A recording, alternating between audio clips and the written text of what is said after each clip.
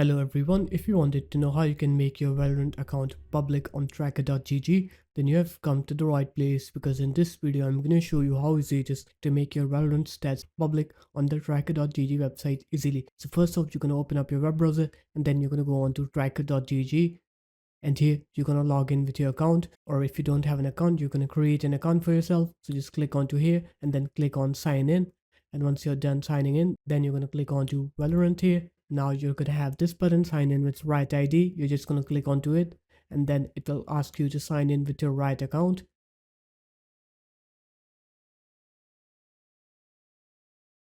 And once it's done signing in, then you'll have your account public on tracker.gg. So as you can see, my account is now public. So this guys, that's how easy it was. If you guys found this video helpful, make sure to leave a like, comment and subscribe to the channel, and I'll see you in my next video. Peace.